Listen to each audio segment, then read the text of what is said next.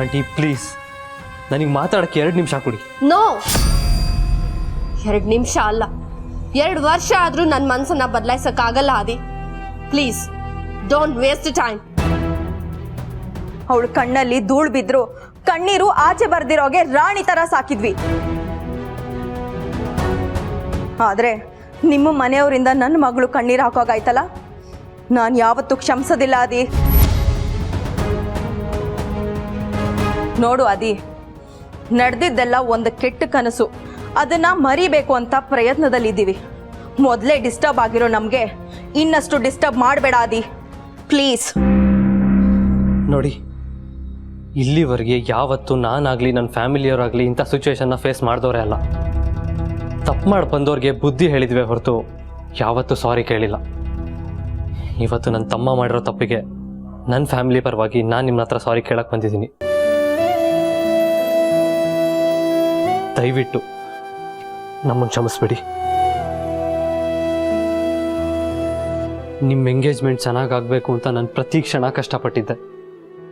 ಎಲ್ಲ ಕೆಲಸನೂ ನಾನೇ ಮುಂದೆ ನಿಂತು ಮಾಡಿಸಿದ್ದೆ. ಅದು ನಿಮಗೂ ಗೊತ್ತು. ನಿಮ್ಗೆ ಅವಮಾನ ಮಾಡಬೇಕು ಅಂತ ಇದ್ದಿದ್ರೆ ಅಷ್ಟೆಲ್ಲ ಅರೇಂಜ್ಮೆಂಟ್ಸ್ ಮಾಡೋ ಅವಶ್ಯಕತೆನೇ ಇರ್ತಾ ಇರಲಿಲ್ಲ ಅಲ್ವಾ? ನಮ್ಮ ರಿಲೇಟಿವ್ಸ್, ಕೊಲೀಗ್ಸ್, ದೊಡ್ಡ ದೊಡ್ಡ ಬಿಸ್ನೆಸ್ ಮ್ಯಾಗ್ನೆಟ್ಸ್ನ ಕರೆಸಿ ನಮ್ಮ ಮರ್ಯಾದಿನ ನಾವೇ ಹರಾಜಿಗೆ ಹಾಕೋತಾ ಇದ್ವಾ? ನಿನ್ನೆ ನಡೆದಿದ್ದ ಇನ್ಸಿಡೆಂಟಿಂದ ನಮಗೂ ತುಂಬ ಶಾಕ್ ಆಗಿದೆ. ತುಂಬ ಅನ್ಎಕ್ಸ್ಪೆಕ್ಟೆಡ್ ಆಗಿ ನಡೆದೋಯ್ತು. It was a pure bad luck. Bad ಲಕ್ಕ ಇಲ್ಲ ಪ್ಯೂರ್ ಪ್ಲಾನಿಂಗ? ಮೊದಲು ಕೆಲ್ಸಗಳನ್ನ ಛೂ ಬಿಡೋದು, ಆಮೇಲೆ ನೀನ್ ಬರೋದು. ಇದು ಬ್ಯಾಡ್ ಲಕ್ಗಿಂತ ಗುಡ್ ಪ್ಲಾನಿಂಗ್ ಅನ್ನಿಸ್ತಾ ಇದೆ. ಮೋರೆವರ್ ಪ್ರೂಫ್ ಇದೆ ಅಲ್ಲ ಆದಿ. ಪ್ರೀತು ಮತ್ತೆ ಪಾರು ಫೋಟೋನ ನೀವೇ ನೋಡಿದಿರಲ್ಲ. ಪ್ರೀತಮ್ ಈ ಥರ ಹುಚ್ಚತನ ಮಾಡ್ತಾನೆ ಇರ್ತಾನೆ. ಆದರೆ ಪಾರ್ವತಿ ಬಗ್ಗೆ ಅವನಿಗೆ ತುಂಬ ಗೌರವ ಇದೆ. ಪಾರ್ವತಿ ಜೊತೆ ಅವನು ಯಾವತ್ತೂ ಕೆಟ್ಟದಾಗ ನಡ್ಕೊಂಡವನೇ ಅಲ್ಲ. ಆದರೆ ಪ್ರೀತಮ್ ಹೇಳಿದ್ದು ಒಂದು ಸುಳ್ಳಿಂದ ಎಲ್ಲರಿಗೂ ನೋವಾಗಿರೋದಂತೂ ನಿಜ. ದಯವಿಟ್ಟು ಇದೊಂದು ಕೆಟ್ಟ ಕನಸು ಅಂತ ಮರೆತು ಅವನ್ನ ಕ್ಷಮಿಸ್ಬಿಡಿ. ಮುಂದೆ ಎಲ್ಲರೂ ಖುಷಿಯಾಗಿರ್ಬೋದು. ಖುಷಿನ ಕಿತ್ಕೊಂಡು ಖುಷಿಯಾಗಿರು ಅಂತ ಹೇಳಿದ್ರೆ ಹೇಗೆ ಆದಿ? ಅದು ಈ ಜನ್ಮದಲ್ಲಿ ಸಾಧ್ಯನೇ ಇಲ್ಲ. ನೋಡು ಆದಿ, ನಮ್ಮ ಪಾಡಿಗೆ ನಮ್ಮನ್ನ ನೆಮ್ಮದಿಯಾಗಿರೋದಕ್ಕೆ ಬಿಟ್ಬಿಡಿ. ನನ್ನ ಮಗಳು ಬದುಕನ್ನ ಹೇಗೆ ಕಾಪಾಡ್ಕೋಬೇಕು ಅನ್ನೋದು ನಿನ್ನ ಫ್ಯಾಮಿಲಿಯಿಂದ ಆಗಲಿ ನಿಮ್ಮ ಮನೆ ಕೆಲಸದವಳಿಂದ ಆಗಲಿ ಕಲಿಯೋ ಅವಶ್ಯಕತೆ ನನಗಿಲ್ಲ ಆದಿ. Please Disha, come baby.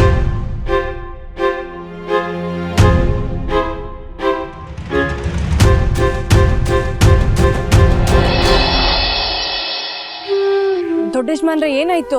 ನಂಗೆ ಗೊತ್ತಿತ್ತು ನೀವು ಹೋದ್ಮೇಲೆ ಕೆಲಸ ಆಗೇ ಆಗುತ್ತೆ ಅಂತ. ಏನೇನು ಮಾತುಕತೆ ಆಯ್ತು? ದಿಶಾಮೋರ್ ನಿಮ್ಮ ಮಾತಿಗೆ ಕರ್ಗದ್ರಾ? ಕಲ್ ಯಾವತ್ತಾದರೂ ಕರ್ಗದನ್ನು ಕೇಳಿದ್ಯಾ ಪಾರ್ವತಿ? ಅಂದ್ರೆ ಅವ್ರದ್ದು ಕಲ್ ಹೃದಯ. ನೀನು ಎಷ್ಟೇ ಕಣ್ಣೀರು ಹಾಕಿದ್ರು, ನಾನು ಎಷ್ಟೇ ನಯವಾಗಿ ಮಾತಾಡಿದ್ರು ಅವ್ರ ಕಲ್ ಹೃದಯ ಕರಗಲ್ಲ. ಬಾ, ನಾವು ಹೊರಡೋಣ. ದೊಡ್ಡ ಯಜಮಾನ್ರೆ, ನಿಮ್ಮ ಜೊತೆ ನಾನು ಬಂದರೆ 4 ಜನ 4 ಥರ ಮಾತಾಡ್ತಾರೆ. ನನ್ನಿಂದ ನಿಮ್ಗೆ ಯಾಕೆ ತೊಂದರೆ? ನೀವು ಹೋಗಿ, ನಾನು ಆಟೋಲ್ಲಿ ಹೋಗ್ತೀನಿ. ಒಳ್ಳೇದು ಮಾಡಿದ್ರು ಮಾತಾಡ್ತಾರೆ, ಕೆಟ್ಟದ್ದು ಮಾಡಿದ್ರು ಮಾತಾಡ್ತಾರೆ. ನೀನು ಹೊರಡು, ಬಾ.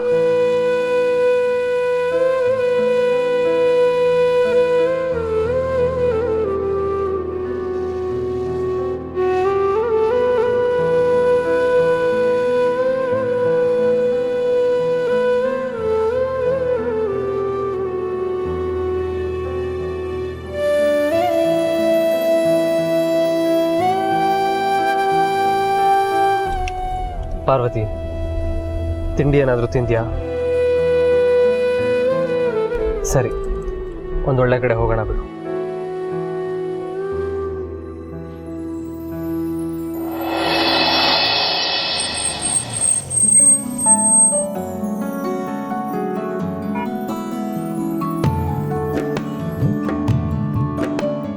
ಅಣ್ಣ, ಟೀ ಕೊಡಿ.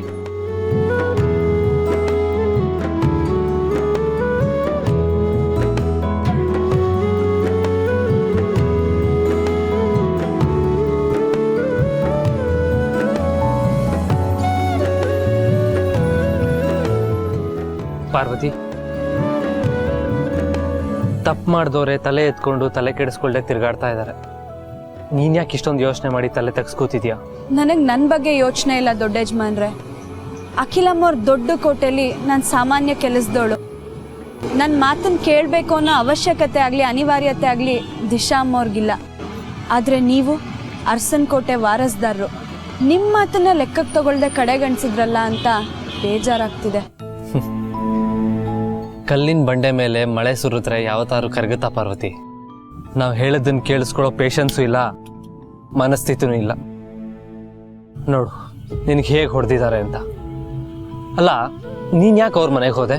ತಪ್ಪೇ ಮಾಡ್ತಿದ್ರು ಅಪರಾಧಿ ಪಟ್ಟ ಕಟ್ಟಿದ್ರಲ್ಲ, ಅದಕ್ಕೆ ಹೋದೆ. ಅವ್ರು ಹೊಡೆದಿದ್ದಕ್ಕೆ ನೋವಾಗ್ತಿಲ್ಲ, ಅವ್ರು ಹೊಡೆದ್ರು ಅವ್ರ ಕೋಪ ಕಮ್ಮಿ ಆಗ್ಲಿಲ್ವಲ್ಲ, ಅದೇ ನೋವಾಗ್ತಿರೋದು. ಅವ್ರು ನನ್ನ ಸಾಯಿಸಿದ್ರು ಪರವಾಗಿಲ್ಲ, ಆದರೆ ಅವ್ರ ಮನ್ಸು ಕರಗ್ಲಿಲ್ವಲ್ಲ. ಪಾರ್ವತಿ, ಹಾಗೆಲ್ಲ ಮಾತಾಡಬೇಡ. ಒಂದು ಸಾವಿಂದ ಸಂಬಂಧ ಕಟ್ಬೋದು ಅಂತ ಆದರೆ ಅಂಥ ಸಂಬಂಧ ನಮಗೆ ಬೇಡ. ನಿನ್ನ ಪ್ರಾಣಕ್ಕಿಂತ ನಿಶ್ಚಿತಾರ್ಥ ದೊಡ್ಡದ. ಇನ್ನು ಮುಂದೆ ಯಾವತ್ತೂ ನಿನ್ನ ಬಾಯಿಂದ ಸಾವಿನ ಮಾತು ಬರಬಾರ್ದು. ಸಾರಿ ದೊಡ್ಡ ಯಜಮಾನ್ರೆ. Sir tea.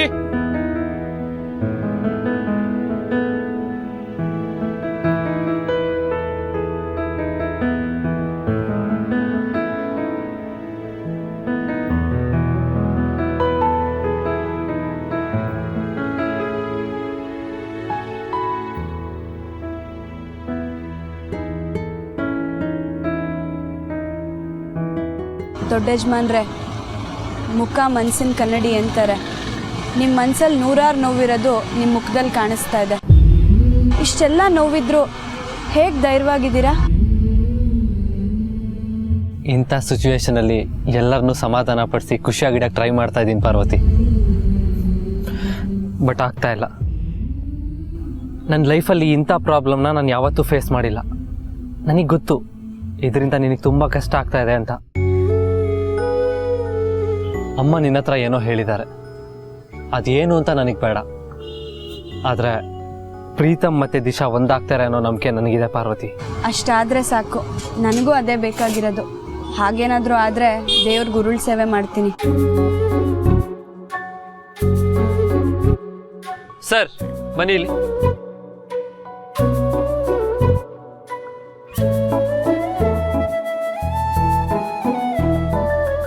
ತೊಗೊಳ್ಳಿ. ಸರ್ ಚೇಂಜ್ ಇಲ್ಲ ಸರ್. ನನ್ನ ಹತ್ರ ಇದೆ, ನಾನು ಕೊಡ್ತೀನಿ. ಎಷ್ಟಾಯ್ತಣ್ಣ? 20 ರೂಪಾಯಿ.